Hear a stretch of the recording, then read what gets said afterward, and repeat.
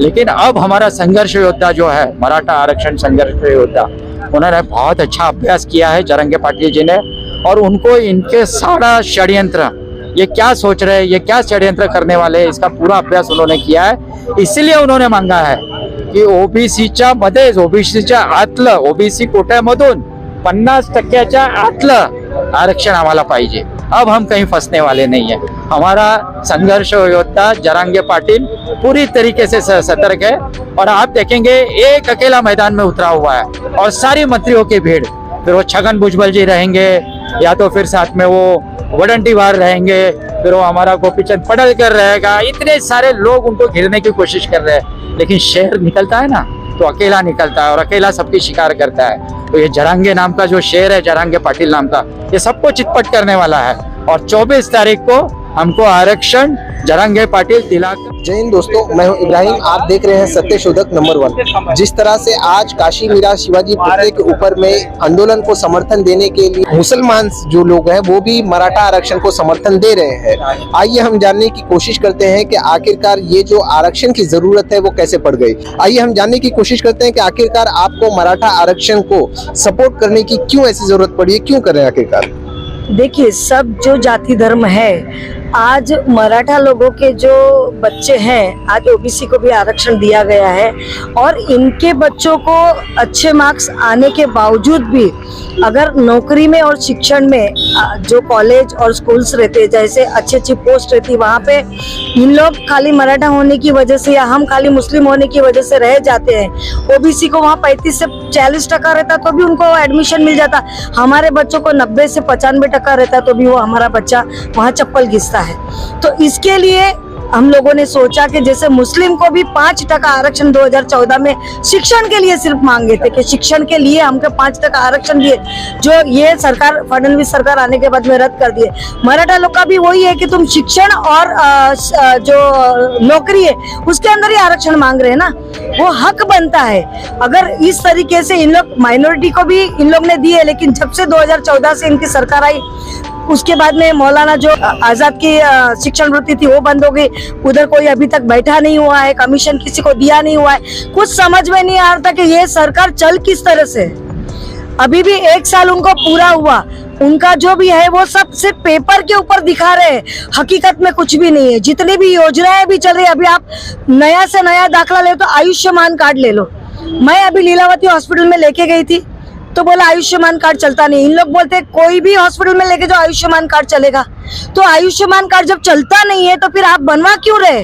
बनाने का भी 100-150 रुपए लेते, उसके बावजूद आयुष्मान का फंड दिखा रही है फडणवीस सरकार के। इतना फंड हम लोग ने दे चुके, तो ये क्या पेपर पे ये फंड दे चुके। लेकिन आजकल की जो 2014 के बाद जो 9 साल हमारे गए हैं, जिसको ये अमृत काल बोलते हैं, ये लेकिन हमारे लिए ये विष काल से भी बदतर काल है। क्योंकि यहाँ पे सिर्फ एक ही राजनीति चल रही है, धर्म की राजनीति चल रही है। अभी तक का हिंदू मुस्लिम को किसी से भी किसी से तकलीफ नहीं थी। अब मोदी सरकार आने के बाद में बीजेपी सरकार, जो मोदी की बीजेपी सरकार है, जब तक का वाजपेयी जी की सरकार थी वो बहुत अच्छी बीजेपी की सरकार थी, लेकिन ये मोदी की जो बीजेपी सरकार आई है वो सिर्फ और सिर्फ धर्म की राजनीति करती है। आपको किसने बता दिया कि हिंदू मुस्लिम अलग है। आज आप जरांगे पाटिल जी से पूछिए, उन्होंने जो पूरा महाराष्ट्र दौरा किया है, जहां जहां पे लोग मराठा समर्थन के लिए मुस्लिम समाज वहां उतरा है। और मुस्लिम समाज पहले से, मैं शिवाजी महाराज के लिए कहती हूँ कि शिवाजी महाराज के सेनापति भी मुस्लिम थे, सलाहकार भी मुस्लिम थे, उनके जो मेन पोस्ट पे से सारे मुस्लिम थे। चलिए, ये हमारे लिए और उस अंधे लोगों के लिए जरूरी है जो समझे और हिस्ट्री पढ़ करके ये मालूमात करे कि हम एक दूसरे के अंदर में बैर नहीं था। वैसे मैं अगर हिस्ट्री की चीजें बताऊं तो जिस तरह से अफजल खान को छत्रपति शिवाजी महाराज ने खत्म किया, पर उसके बाद में उसका ही मकबरा बनाया, उसे तोड़ा जा रहा था ये अफवाह फैला करके कि इसे बनाया गया है। पर मैं आपको जानकारी के लिए बता दूं कि उसका मकबरा बनाने वाले अगर कोई है तो वो छत्रपति शिवाजी महाराज है। वैसे इस तरह से मुसलमानों के खिलाफ इनके दिलों के अंदर में नफरत पैदा की जाती है, पर हकीकत ऐसा नहीं है। अगर आप पहले दिन से जरांगे पाटिल साहब का आंदोलन, जब से उन्होंने उपोषण चालू किया है, तब से आप देखिए वो अहिंसा शांतता का ही आह्वान कर रहे हैं। वो उन्होंने खुद अपने को तकलीफ दी, वो खुद उपोषण पे बैठे, 8-8, 10-10 दिन उपोषण पे बैठे, लेकिन उन्होंने हमेशा यही आह्वान दिया है कि हमको जो हमारा जो हक लेना है, आरक्षण का जो अधिकार लेना है, वो शांतता का मार्कर से ही लेना है। लेकिन अगर आप गांव में जाओगे, इंटीरियर महाराष्ट्र में जाओगे, तो गांव में आप देखेंगे कि मराठा है, ओबीसी है, सारे 18 पगड़ जाति के लोग, सारे 12 बलूतेदार, जिसके अंदर ओबीसी समाज बड़े पैमाने पर आता है, एससी समाज आता है, और साथ में ये मुस्लिम समाज भी आता है। सारे जाति धर्म के लोग मराठा आरक्षण को समर्थन दे रहे हैं। फिर हमको ये आंदोलन जो किया है, ये कुछ असामाजिक तत्व इसके अंदर घुस गए और इन्होंने एक षड्यंत्र रचकर मराठा आंदोलन को बदनाम करने के लिए ये किया हुआ। आपने एक प्रश्न पूछा था कि मराठा लोग रॉयल फैमिली से आते हैं। हाँ ठीक है भाई, हम आते हैं, हमारे पूर्वज थे, कोई राजे थे, कोई सरदार थे, कोई जमींदार थे, कोई वतनदार थे। लेकिन आज हमारी क्या परिस्थिति हो गई है, हमारे पास बहुत जमीनें थी पहले, लेकिन उसका बंटवारा हो गया। वो बंटवारा होकर बहुत कम जमीन अब हमारे हिस्से में आई हुई है। और आप अगर देखेंगे तो ये ग्लोबलाइजेशन के बाद में खेती का जो व्यवसाय है, ये प्रॉफिटेबल नहीं रहा है, ये लॉस मेकिंग रहा है। साथ में कुदरत भी साथ नहीं देता है, कभी भी बारिश गिरती है। और अगर फल अच्छा आया, फसल अच्छी आई, तो सरकार भाव नहीं देती है। बीच में 3 कानून लाए थे केंद्र सरकार ने किसानों के खिलाफ में, तो किसानों के खिलाफ में ये षड्यंत्र चल रहा है। अगर आप देखेंगे महाराष्ट्र में जितने किसानों ने आत्महत्या की है, उसके अंदर सबसे ज़्यादा जो मेजॉरिटी है वो मराठा समाज से ही है। तो आप इतिहास की बात कर रहे हैं, इतिहास में थे हम राजे थे, हम सरदार थे, हम वतनदार थे, हम जमींदार थे, लेकिन अब वो नहीं रहे। अब हमारे में बहुत लोग गरीब है। हम हमारे खुद के लिए नहीं चाहते हैं, हमारे समाज में जो गरीब लोग हैं, हम उनके लिए आरक्षण चाहते हैं। तो ये आरक्षण जब मिलेगा तो जो गरजवंत जो मराठा आहे, जो हमारे जरांगे पाटील साहब बोलते हैं की आपल्याला ही लढाई लढायची आहे, ही गरजवंत मराठ्यासाठी लढायची आहे। त्या गरजवंत जो सर्वात शेवटी उभा है, उसके तक ये आरक्षण पहुंचाना है। तो उसके बच्चे जो है अच्छा शिक्षण प्राप्त कर पाएंगे, तो अच्छे शिक्षण से वो अच्छे नौकरी में चले जाएंगे, अच्छे नौकरी में जाएंगे तो अपने पैरों पे खड़े हो जाएंगे। बस यही हमारी मांग है।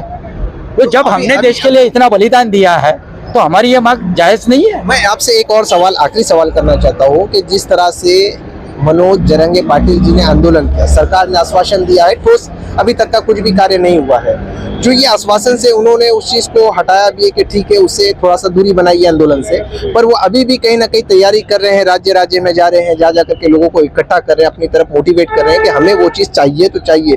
तो इसका क्या मतलब समझा जाए कि आप लोग लेकर के ही छोड़ेंगे, या फिर मतलब बस एक आश्वासन जिस तरह से सन 2018 से मिला उसी तरह से? देखिए, मराठा इस शब्द का अर्थ ही मराठा या अब हम बोल रहे हैं। अगर आप इतिहास में जाएंगे तो मराठा को पहले मरहट्टा बोला जाता था।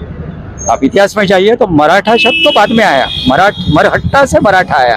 मरहट्टा शब्द जो है उसका अर्थ होता है कि जो जंग में, लड़ाई में, जंग में मरेगा लेकिन पीछे नहीं हटेगा। हम हमारे न्याय हक के लिए लड़ रहे हैं, हमारे समाज के सबसे निचले तबके के गरीब मराठा, गरजवंत मराठा के लिए लड़ रहे हैं। तो अब तो हम पीछे नहीं हटने वाले हैं, हम आरक्षण लेके रहेंगे, किसी भी परिस्थिति में लेके रहेंगे और इस सरकार को देना ही पड़ेगा। हमारा संघर्ष योद्धा जरांगे पाटील क्या बोल रहे हैं, 24 तारीख तक सरकारला आरक्षण द्यावंच लागेल।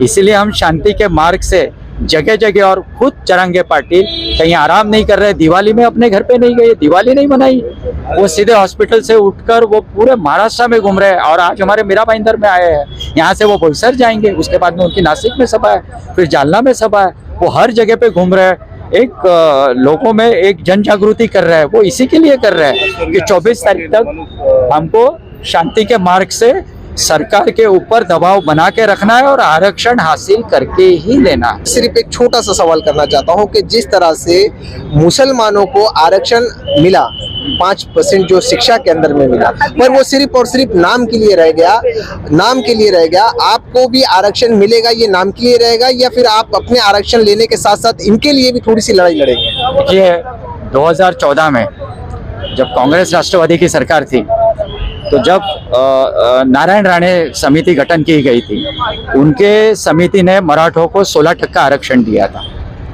मैं 2014 की बात कर रहा हूँ। तभी मुस्लिम समाज को के लिए भी सच्चर कमेटी के जो निर्देश थे, जो उनकी जो उन्होंने जो अभ्यास किया था सच्चर कमेटी ने, उसके अनुसार 5% शिक्षा में आरक्षण दिया गया था। लेकिन उसके बाद में 2014 में इन्हीं, अभी मैं उस पार्टी का नाम नहीं लेना चाहता हूँ, इन्होंने ही कुछ लोगों को कोर्ट में भेजा।